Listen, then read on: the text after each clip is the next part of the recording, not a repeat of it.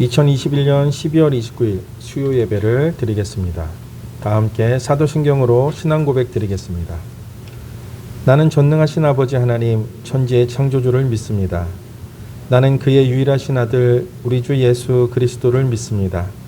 그는 성령으로 잉태되어 동정녀 마리아에게서 나시고 본디오 빌라도에게 고난을 받아 십자가에 못 박혀 죽으시고 장사된 지 사흘 만에 죽은 자 가운데서 다시 살아나셨으며 하늘에 오르시어 전능하신 아버지 하나님 우편에 앉아 계시다가 거기로부터 살아있는 자와 죽은 자를 심판하러 오십니다. 나는 성령을 믿으며 거룩한 공교회와 성도의 교제와 죄를 용서받는 것과 몸의 부활과 영생을 믿습니다. 아멘. 찬송가 199장 드리겠습니다.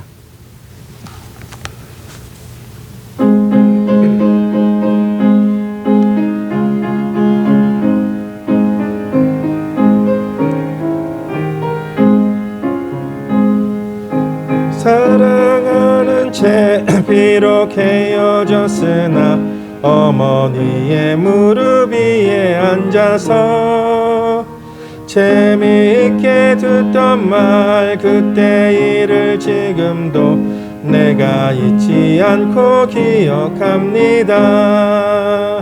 귀하고 귀하다 우리 어머니가 들려주시던 재미있게 듣던 말이 책 중에 있으니 이 성경 심히 사랑합니다. 옛날 용맹스럽던 다니엘의 경험과 유대 임금 다윗 왕의 역사와 주의 선지 엘리야 바람 타고 하늘에 올라가던 일을 기억합니다. 귀하고 귀하다 우리 어머니가 들려주시던 재미있게 듣던 말이 책 중에 있으니 이 성경 심히 사랑합니다. 예수 세상 계실 때 많은 고난 당하고 십자가에 달려 죽임당한 일 어머니가 읽으면 눈물 많이 흘린 것 지금까지 내가 기억합니다. 귀하고 귀하다 우리 어머니가 들려주시던 재미있게 듣던 말이 책 중에 있으니 이 성경 심히 사랑합니다.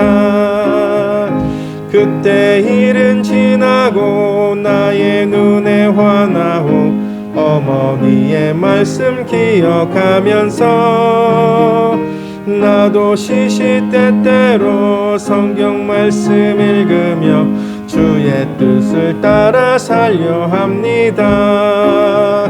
귀하고 귀하다 우리 어머니가 들려주시던 재미있게 듣던 말이 책 중에 있으니 이 성경 심히 사랑합니다.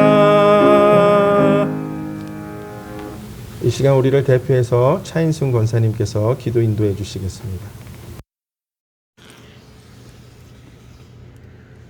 고맙고 감사하신 하나님, 오늘도 저희들 3일 동안도 주의 은혜를 있게 하시고 또 수요의 예배를 맞이해서 이렇게 하나님 전에 올라오게 하시니 주님의 은혜와 사랑 이 시간도 진심으로 감사를 드립니다. 이 시간도 하나님 앞에 예배 드릴 때에 정말 영과 진리로 예배 드릴 수 있도록 하나님 도와주시옵소서.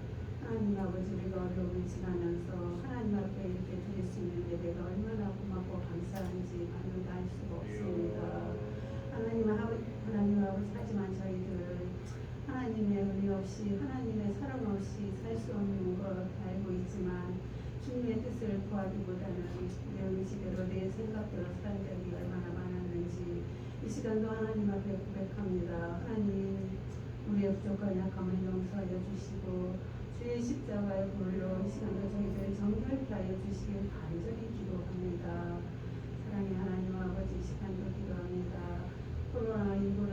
보이지 않는 무서운 질병 가운데 많은 어려움들을 저희들이 겪고 살아갑니다. 하나님 아버지 속히 백신도 개발되게 하셔서 이 코로나가 속히 물러가게 하시고 우리의 일상의 삶의 정상으로 돌아올 수 있도록 하나님께서 은혜를 베풀어 주시길 이 시간도 간절히 기도합니다. 하나님 아버지 이곳에 우리 서울동 상교를 세워주심을 감사합니다. 하나님께서 귀하게 쓰시는 교회 되게 하시고 한 영혼 너무나 사랑하는 교회 되게 하시고 정말 영혼들을 주께로 인도할 수 있는 귀한 교회 되게 하여 주시옵소서. 사랑의 주님, 2021년을 또 저희들 지나고 2022년을 또 준비합니다. 하나님 아버지 우리 교회가 하나님 아버지 또 예산을 세우고 일꾼을 세우고 각 구역과 하나님 아버지 전별을 세웠습니다. 하나님 아버지 저희들의 맡겨주지 마시고 이 모든 계획들 위해 우리 하나님께서 함께하여 주시옵소서. 한 가지 우리 하나님 은혜로 22년을 힘차게 준비하며 나아갈 수 있도록 우리 하나님 간섭하여 주시옵소서. 그래서 우리 모두가 하나님 앞에 충성스러운 일꾼으로 설 수 있도록 우리 하나님 도와주시길 간절히 기도합니다. 하나님 아버지 또한 기도하기는 우리 교회 서울동산교회 여러 가지로 아픔을 당하는 가정들을 기억하여 주시옵소서. 길게 아버지 하나님 진행되는 코로나로 말미암아 하나님 경제적으로 어려운 가정도 있고 사업에 어려움 당하는 가정들도 하나님 있습니다. 특별히 건강에 어려움 당하는 가정 한 시간도 기억하여 주시옵소서. 이 어려움들이 속히 지나갈 수 있도록 하나님 은혜를 베풀어 주시옵기를 간절히 기도합니다. 이 시간도 하나님 우리 목사님 영권의 건강을 베풀어 주옵소서. 하나님께서 맡겨주신 사명 잘 감당하실 수 있도록 하나님께서 성령으로 충만케 하여 주시옵소서. 우리 부목사님 우리 전사님에도 함께하여 주시옵소서. 시간도 하나님 우리 목사님을 통해서 하나님의 말씀을 듣습니다. 우리의 심령을 새롭게 하여 주시고 우리가 들은 말씀대로 어디에 있든지 예수님의 제자로 살아가기에 부족함이 없도록 은혜를 베풀어 주시옵소서. 모든 것 주님께 맡기오며 예수님의 이름으로 기도드렸습니다. 아멘.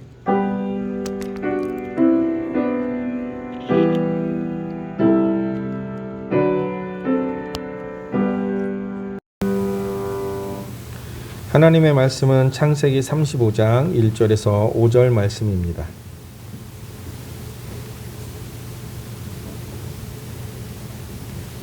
제가 봉독해 드리겠습니다. 하나님이 야곱에게 이르시되 일어나 베델로 올라가서 거기 거주하며 내가 내 형 에서의 낯을 피하여 도망하던 때에 내게 나타났던 하나님께 거기서 제단을 쌓으라 하신지라.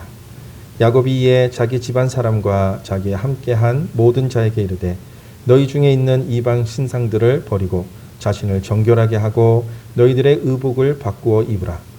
우리가 일어나 베델로 올라가자 내 환난 날에 내게 응답하시며 내가 가는 길에서 나와 함께하신 하나님께 내가 거기서 제단을 쌓으려 하노라 하매 그들이 자기 손에 있는 모든 이방 신상들과 자기 귀에 있는 귀고리들을 야곱에게 주는지라. 야곱이 그것들을 세겜 근처 상수리 나무 아래에 묻고 그들이 떠났으나 하나님이 그 사면 고울들로 크게 두려워하게 하셨으므로 야곱의 아들들을 추격하는 자가 없었더라. 아멘. 목사님 나오셔서 말씀 전해 주시겠습니다.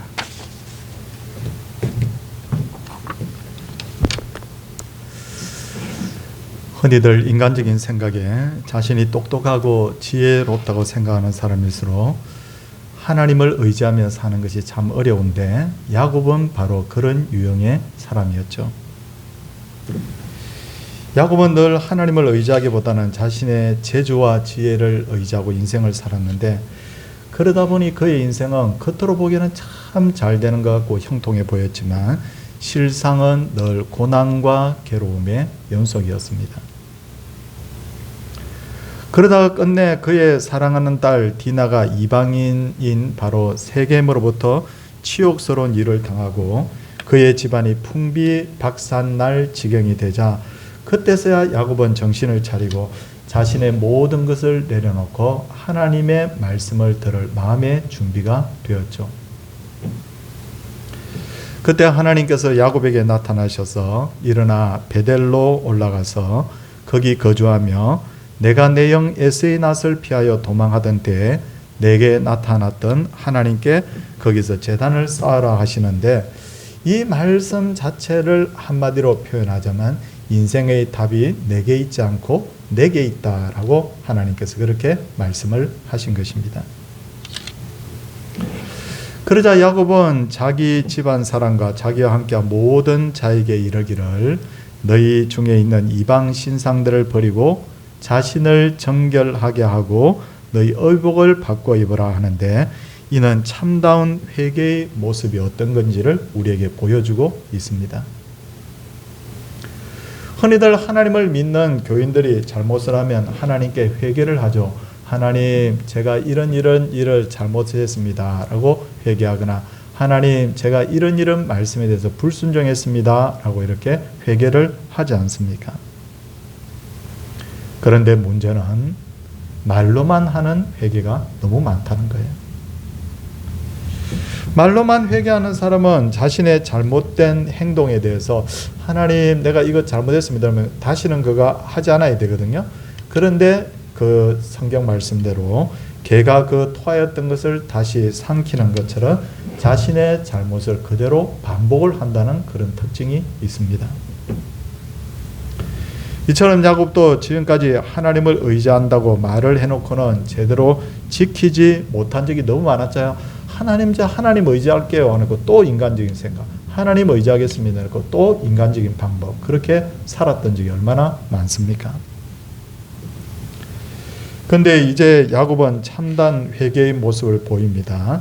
이방 신상들을 버리고 자신을 정결하게 하고 의복을 바꿔 입었습니다. 그리고 하나님을 30년 전에 만났던 베델로, 바로 하나님 만났던 그 베델로 올라갑니다. 야곱이 가족들을 데리고 베델로 올라간 것은 하나님께서 올라가라라고 하셨기 때문이기도 하지만, 베델은 약 30년 전에 하나님과 거기서 만나서 언약했던 곳이거든요. 왜 30년 전이라고 자꾸 강조를 하느냐면, 하란에 가서 20년, 그리고 가나안 땅에 돌아와서 10년 동안 한 번도 그는 베델로 올라가지 않았기 때문입니다. 이렇게 야곱이 진정으로 회개하고 하나님만 의지하기로 결단하자 본문 5절 한번 봐주시겠습니까? 그들이 떠났으나 하나님이 사명골들로 크게 두려워하게 하셨으므로 야곱의 아들들을 추격하는 자가 없었더라. 저는 이 5절 9절 말씀을 보면 통쾌하다, 통쾌해. 저는 그런 생각이 들었습니다. 야곱의 아들들이 디나를 강간한 세겜과 그의 족속들을 모두 멸망시킨 후에 사방 이방인들이 야곱 가족들에 대해서 적개심을 품었지만, 하나님께서 그들에게 두려움을 줘가지고 너희들도 세겜 족속들처럼 자칫하면 될 수 있어, 이런 두려움이겠죠. 그런 두려움을 줘서 야곱의 가족들을 추격하지 못하도록 하신 것이죠. 이처럼 우리가 믿음을 가지고 하나님을 의지하기로 하면 하나님이 우리 편이 되어주십니다. 다시 강조합니다. 내가 하나님 편이 되면 하나님이 내 편이 되어주신 거죠. 근데 많은 이들이 문제가 생겼을 때 하나님을 믿고 의지하지 않으면서도 하나님 제 편 좀 대주세요, 제 편 좀 대주세요, 그렇게 하는데 이는 크게 잘못된 거죠. 왜냐하면 하나님이 먼저 내 편이 돼야 되는 것이 아니라 내가 먼저 하나님 편에 설 때 하나님이 내 편 되지, 나는 회개도 하지 않고 나는 여전히 죄 가운데 있고 나는 내 마음대로 살면서도 하나님 무조건 내 편 되어주세요 라면 하나님은 그 기도에 응답하지 않아요. 이제 야곱의 가족들은 베델로 올라갑니다. 그리고 그곳에 제단을 쌓고 그곳 이름을 엘 베델, 엘 하면 하나님, 벳엘 하면 장소죠. 그러니까 엘 베델이라는 것은 베델의 하나님이라고 그렇게 불렀던 거죠. 야곱은 약 30년 전에 하란으로 도망을 가다가 베델에서 하나님을 만난 후에 그곳에다가 하나님의 집을 세우겠습니다 라고 했는데 이제야 비로소 하나님과의 약속을 이루기 시작한 겁니다. 그런데 성경을 자세히 읽어보시면 가나안 땅에 돌아왔던 야곱은 이전에도 세겜 지역에다가 또 한 번 제단을 쌓는데 그게 바로 앞에 있는 바로 성경에 나옵니다. 바로 앞에 있는 성경에 나오는데 거기에 그 단의 이름을 뭐라고 부르냐면 엘렐로헤 이스라엘. 다시 말해서 엘엘 하나님 이렇게 나오죠. 하나님 이스라엘의 하나님이라는 그런 제단을 쌓아요. 그렇다면 성도님들 여기서 잘 들어보십시오. 지금 어디서 제단을 쌓았죠? 베델에서. 그 예전에는 어디서 제단을 쌓았죠? 세겜에서 쌓았다는 거예요. 그렇다면 먼저 말씀드릴 것은 이 베델에서 쌓은 제단과 세겜에서 쌓은 제단의 차이는 뭘까요? 먼저 말씀드릴 것은 장소가 베델이냐 장소가 세겜이냐 그건 별 의미가 없어요. 왜 그러냐? 예수님께서 수가성 여인에게 하신 말씀 기억하죠? 사마리아 수가성 여인은 여기 사마리아 지역에서 여기서 예배하라고 했고, 근데 유대인들은 자꾸만 예루살렘에서 예배하라고 하는데 예배는 어디서 하는 것입니까? 라고 했을 때 예수님이 뭐라고 했죠? 그거 중요하지 않다고 그랬죠. 중요하지 않다.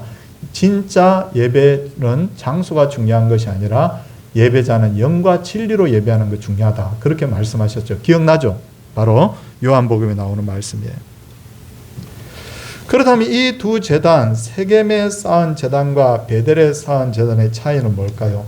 그것은 세겜의 제단은 하나님의 언약이 없는 제단, 그냥 내가 그냥 쌓고 싶어서 쌓은 제단. 베델의 제단은 하나님의 언약에 기초한 바로 제단이었다는 거죠.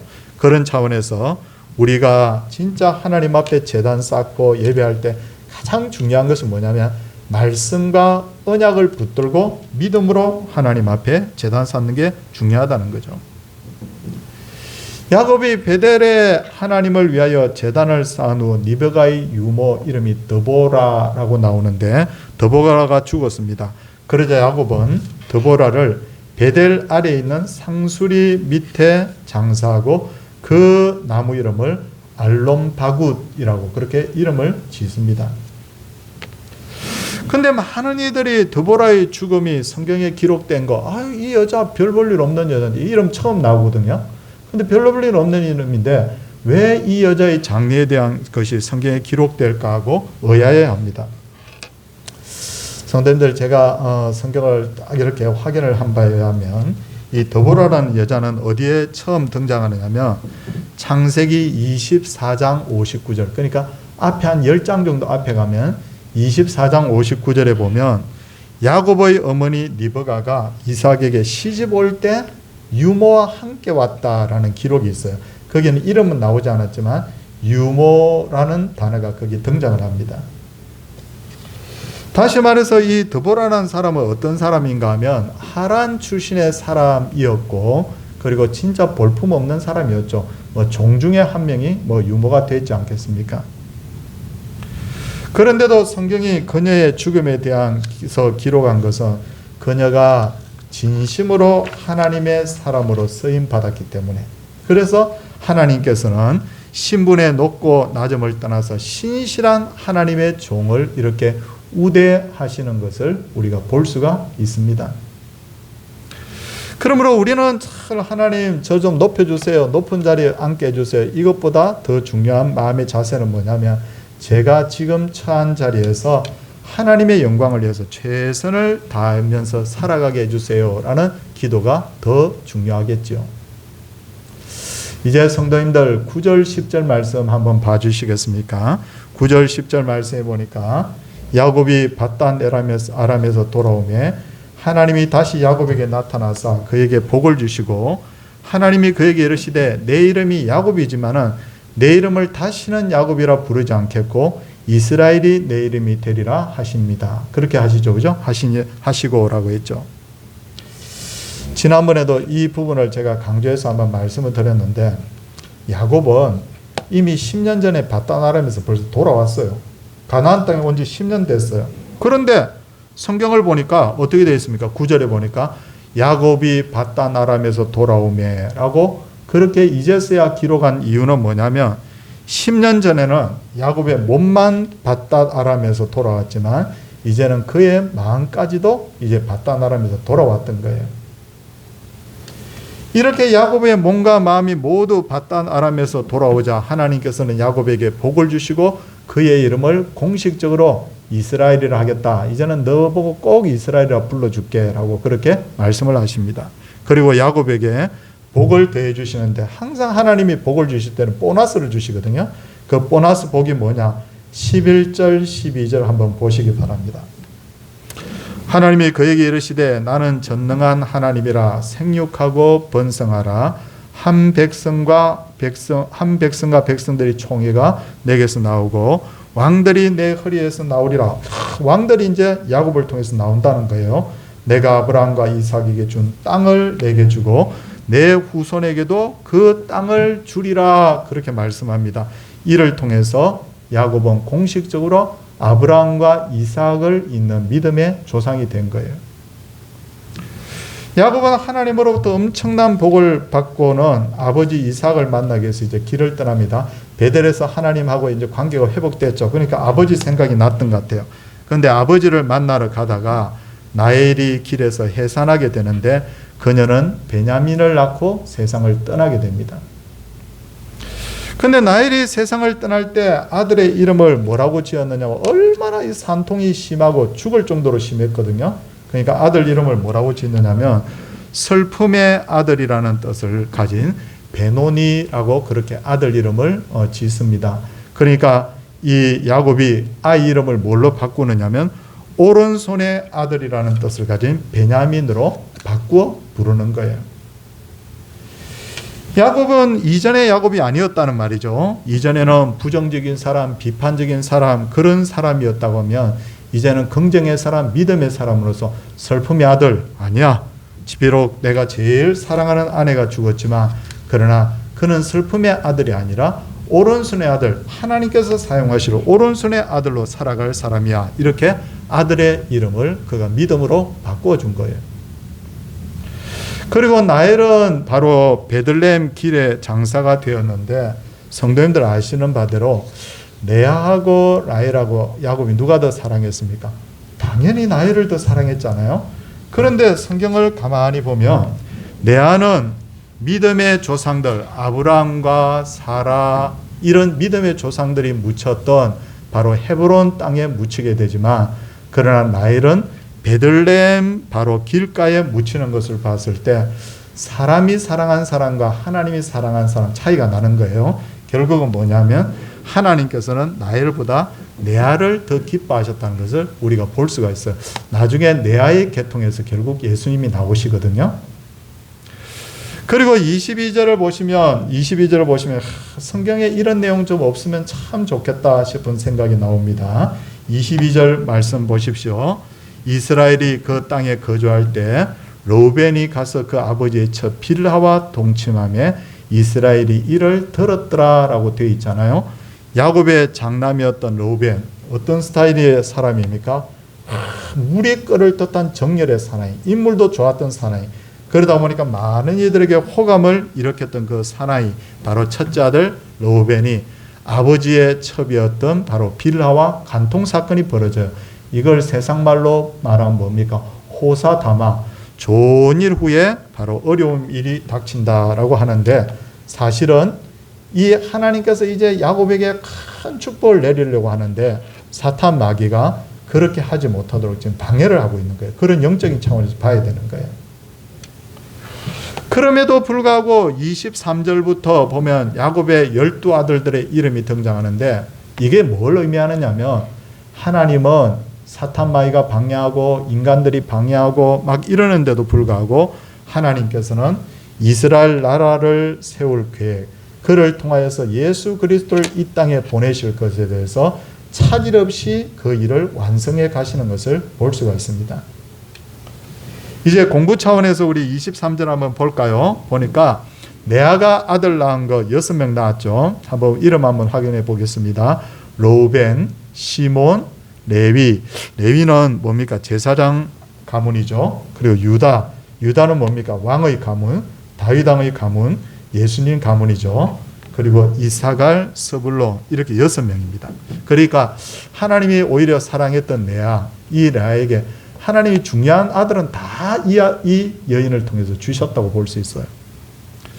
그러면 나엘은 어떻습니까? 나엘은 보니까 요셉, 베냐민. 요셉 참 중요한 이름이지만 그러나 예수님 가문은 아닙니다. 그런 것을 보면서 이 요셉이라는 사람은 예수님 가문을 보존하기 위한 일종의 호위병이 아니었나라는 그런 역할을 저는 한번 생각해 보고 있어요. 그 다음 빌라의 아들들 보니까 단과 납달리, 실바의 아들들을 보니까 갓과 아셀. 그렇습니다. 이렇게 12지파예요. 그리고 야곱이 아버지 이삭을 만났을 때 이삭의 나이가 얼마였냐? 성경의 끝부분에 보니까 180세였는데 그는 나이가 많고 기운이 다하여 죽었다라고 되어 있죠. 그리고 에서와 야곱이 함께 아버지의 장례를 치르는 것을 볼 수 있어요. 그렇다면 왜 야곱이 아버지 이삭을 만났을 때 왜 아버지 이삭이 죽었을까? 아니, 야곱이 아버지에게 그동안 못했던 효도도 좀 할 수 있도록 한 몇십 년 잘 모시고 살았으면 좋겠는데 왜 죽었을까라고 생각해 보면 그것은 이삭이 사명을 다하고 아들에게 이제 바톤을 넘겨준 것을 볼 수가 있어요. 우리가 알아야 될 것이 뭡니까? 하나님은 영원하지만 사람은 절대 영원하지 않다는 거죠. 그리고 아무리 잘나고 건강해도 결국 사람의 생명 끝이 있습니다. 그리고 또 하나 중요한 건 뭐냐면요. 사람은 자기가 이 땅에 오면 어느 정도 줄로 재워준 자기 사명이 있어요. 성도님들 저를 한번 이렇게 보시면 아직 젊지 않습니까? 그런데 가만히 한번 꼽아서 생각을 해보면 조금만 더 시간이 가면 당신도 이제 사명 끝 이럴 때가 있다는 거예요. 근데 이게 저만 그런 것이 아니고 아브라함에게도 사명의 끝이 있었고 이삭에게도 사명의 끝이 있었고 앞으로 야곱에게도 사명의 끝이 있고 그리고 야곱도 나중에 12아들들에게 그 바톤을 넘겨주는 것을 볼 수가 있어요. 다 사명의 끝이 있다는 것을 우리가 인정해야 돼요. 그렇기 때문에 우리가 하나님 일을 할 때 내게 어떤 역할이 주어지고 직분이 주어지면 최선을 다해야 되고요. 그 다음에 내 역할이 끝나고 나면 그 다음에 어떻게 해야 됩니까? 그 다음에 하나님께서 또 계속해서 일을 할 수 있도록 옆에서 도와주고 격려하고 이제 그렇게 해야 되는 거잖아요. 근데 이 아브라함 보고 이삭 보고 야곱 보고 이렇게 쭉 보면 너무너무 바톤 터치가 잘 되는데 언제 이 바톤 터치가 잘 안 됩니까? 사울이 역할이 딱 끝났는데도 불구하고 다윗을 하나님께서 기름 부었다는 것을 알면서도 어떻게 합니까? 나는 절대 그렇게 못해. 그러면서 다윗을 죽이려고 쫓아다니지 않습니까? 그게 사울이 크게 잘못한 부분이라는 거예요.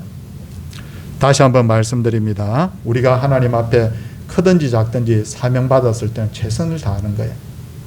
그리고 언젠가 하나님 앞에 우리가 써야 된다는 것을 다 기억하고 하나님 만났을 때 하나님이 나보고 뭐라고 그럴까? 야, 이 고얀 놈 그렇게 할까?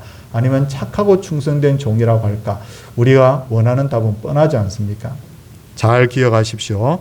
우리의 연세도 언젠가 끝이 있습니다. 인생에도. 그리고 하나님 만날 날을 우리가 준비해야 되는 거예요. 그런 의미에서 우리 모두 다가 저를 비롯해서 우리 모두 다가 하나님 앞에 나중에 섰을 때 야, 수고했다. 너 참 능력도 참 그렇게 대단하지 않고 너 가진 것도 그렇게 많지 않은데도 불구하고 너 참 지극히 작은 것에 너 그런데도 충성했다. 우리가 이 말 하나는 들어야 되지 않겠습니까? 이 말씀 잘 마음에 새겨서 우리 모두 다가 하나님 앞에 섰을 때 크게 칭찬받는 그런 은혜가 있기를 주의 이름으로 축원을 드립니다.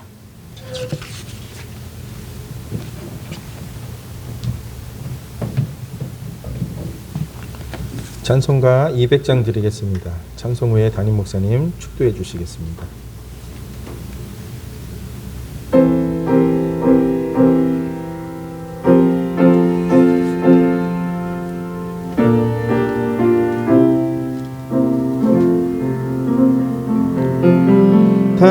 달고 묘한 그 말씀 생명의 말씀은 귀한 그 말씀 진실로 생명의 말씀이 나의 길과 믿음 밝히 보여주니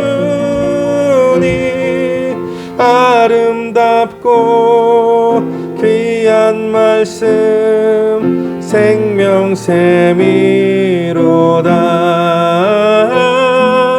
아름답고 귀한 말씀 생명샘이로다. 귀한 주님의 말씀은 내 노래 되도다.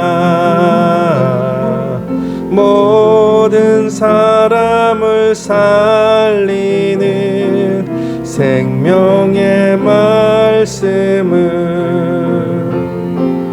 값도 없이 받아 생명 길을 가니 아름답고 귀한 말씀 생명샘이로다.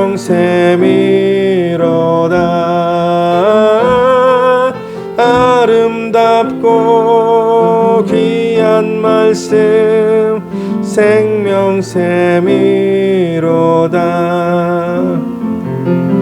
널리 울리어 퍼지는 생명의 말씀은 마음의 용서와 평안을 골고루 주나니 다만 예수 말씀 듣고 복을 받네. 아름답고 귀한 말씀 생명샘이로다. 아름답고 귀한 말씀 생명샘이로다. 아멘.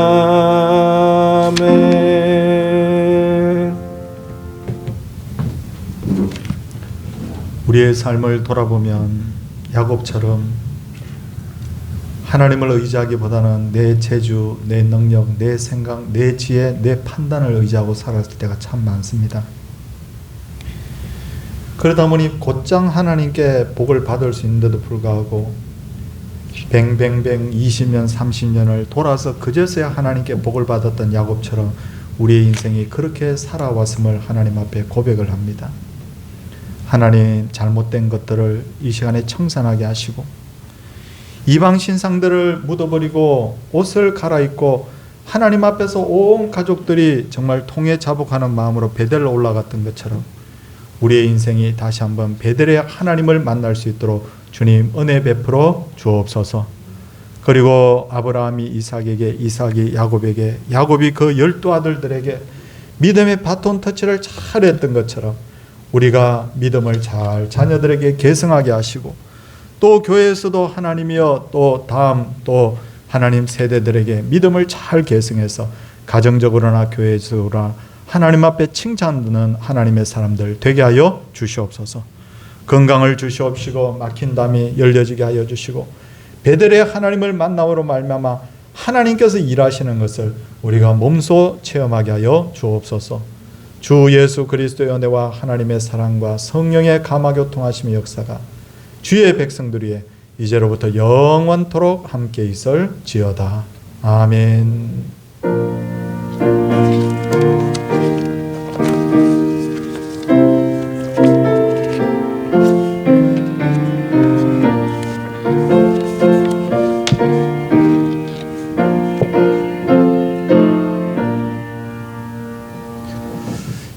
광고 한 가지만 하겠습니다.